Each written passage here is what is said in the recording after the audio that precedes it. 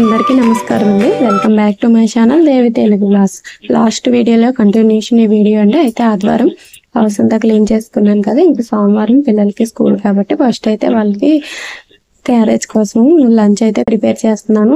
టిఫిన్కి అయితే అట్లయితే వేసాను. ఇలా ఈరోజు అయితే మళ్ళీ క్లీనింగ్ అయితే ఉందన్నమాట. అందుకని వాళ్ళకైతే ఎగ్ రైస్ చేశాను. ఎక్కువ కర్రీసే చేస్తానండి. ఇలాగా ఏదైనా వర్క్ ఎక్కువ ఉన్నప్పుడు ఎగ్ రైస్ లాంటివి చేస్తాను అనమాట. ఇంకా వాళ్ళ స్కూల్కి వెళ్ళిన తర్వాత క్లీనింగ్ అయితే మొదలు పెట్టానండి. అటువైపు వరండా క్లీన్ చేసిన తర్వాత ఇటువైపు మేము వంట చేసుకునే దగ్గర వరండా అయితే క్లీన్ చేస్తున్నాను. ఇక్కడ బూజులు అయితే చాలా ఉన్నాయండి. ఇంకా బట్టలు అయితే ఉతుకుతున్నాను అనమాట.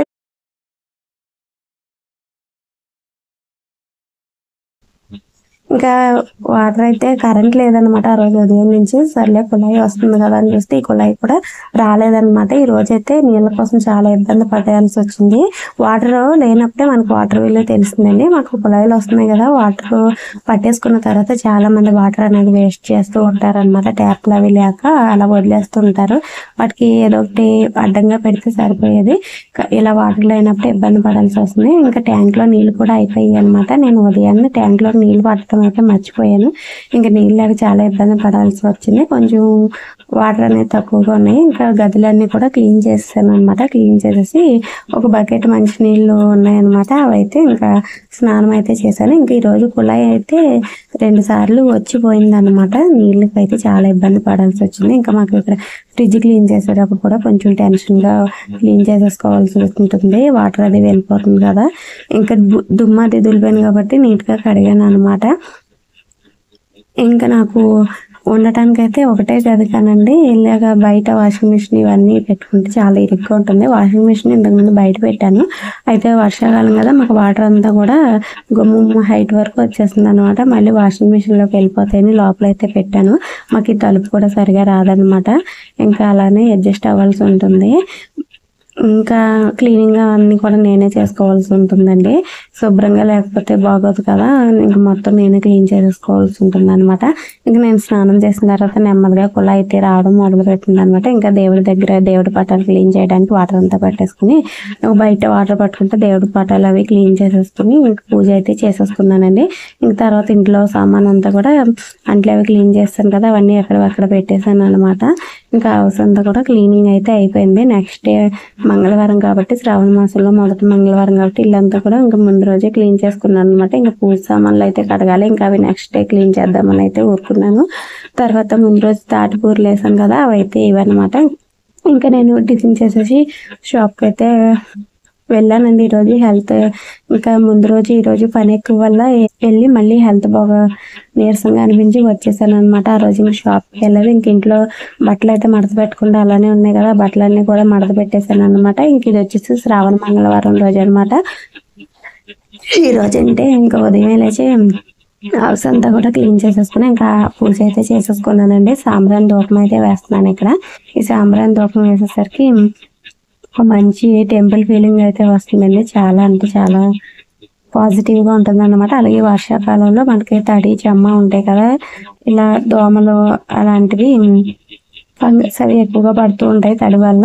ఇలా సాంబ్రాణి ధూపం వేసుకుంటే అవన్నీ కూడా పోతాయి అన్నమాట. ఈ సాంబ్రాణి ధూపం వేయటం వల్ల కొంచెం ఇల్లంతా కూడా మంచి స్మెల్ వస్తుంది. అలాగే క్రిములన్నీ కూడా పోతాయి అన్నమాట. ఇంకా ఈరోజు ఉప్మా టిఫిన్ అయితే వేసాను. ఇంకా నేను టిఫిన్ తినేసి షాప్కి అయితే వెళ్ళాలి. ఇవి వచ్చేసి పెళ్లి బట్టలు అనమాట. వాళ్ళు ముందు రోజు నైట్ తీసుకొచ్చి ఇచ్చారు. ఇంక ఈరోజు అయితే షాప్కి వచ్చి షాప్ అంతా క్లీన్ చేశానండి. ఇంకా షాప్లో సామాన్ కూడా సర్దాలండి. షాప్ అంతా కూడా చిందరవందరగా ఉంది. ఇంకా అర్జెంట్ బట్టలు వచ్చాయి కదా, అందుకని సర్దలేదనమాట.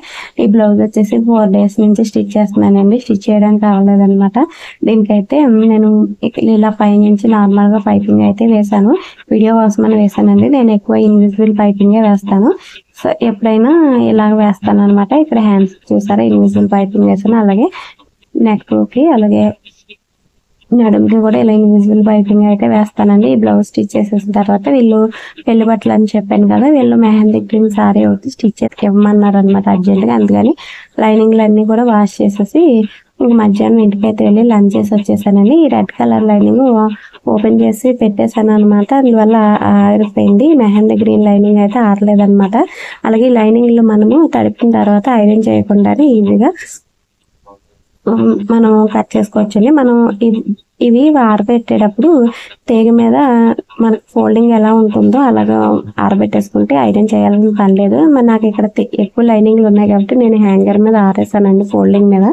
అందుకని వీటిని ఇలాగైతే సాగదీస్తున్నాను. మనం ఒకవైపు క్రాస్ నుంచి ఇలాగ క్లాత్ని ఇలా సాగదీసాలి స్టార్టింగ్ నుంచి ఎండింగ్ వరకు. తర్వాత రెండో వైపు కూడా అదే విధంగా సాగదీసుకోవాలన్నమాట. తర్వాత స్ట్రైట్గా కూడా ఒకసారి క్లాత్ అంతా కూడా సాగదీసుకుంటే మనకి ఐరన్ చేసినట్టుగా ఉంటుంది అనమాట.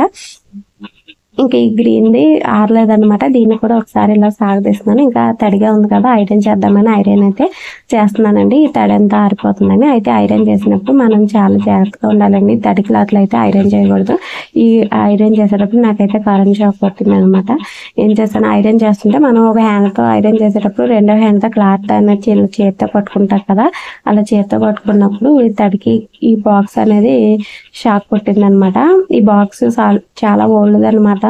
అందుకని నేను ఎక్కువగా ఐరన్కి అయితే యూజ్ చేయట్లేదు. అర్జెంట్ అయినాయి తప్ప ఏమైనా షర్ట్స్కి బక్రమా వాటికించుకోవడానికి యూజ్ చేస్తున్నాను. ఇక్కడ మనం ఇలా ఇక్కడైతే బోర్డ్ ఇది అయితే ఊడిపోయింది అనమాట. ఇక్కడైతే కరెంట్ షాక్ పడుతుంటుంది, జాగ్రత్తగా పట్టుకోవాలి. నేను ప్లగ్ ఆన్లో ఉంచేసి ఐరన్ చేస్తుండగా ఈ లెఫ్ట్ హ్యాండ్తో ఇలా క్లాత్ని అయితే జాగ్రత్తగా షాక్ కొట్టింది అనమాట. ఇంకా తర్వాత ఏం చేశానంటే ఐరన్ బాక్స్ హీట్ ఎక్కిన తర్వాత ప్లగ్ అయితే తీసేసి ఈ క్లాత్ అంతా కూడా నీట్గా ఐరన్ చేశానండి. మీరు కూడా ఎప్పుడైనా ఇలా తడి క్లాత్ లాంటివి అంటే పూర్తిగా తడి లేదు, కొద్దిగా చెమ్మ ఉందన్నమాట.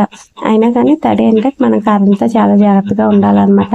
మనం కొంచెం అజాగ్రత్తగా ఉన్నా చాలా ప్రమాదం అయితే జరుగుతుంది. అందుకని ఐరన్ బాక్స్ హీట్ అయిన తర్వాత ప్లగ్ తీసేసి మిగిలిన క్లాత్ అంతా కూడా ఐరన్ చేసేస్తానండి. మీరు కూడా ఎప్పుడైనా ఇలా తడి క్లాత్లు ఐరన్ చేయాల్సి వచ్చినప్పుడు ఐరన్ బాక్స్ హీట్ ఎక్కిన తర్వాత ప్లగ్ అనేది తీసేసిన తర్వాత ఐరన్ అయితే చేయండి.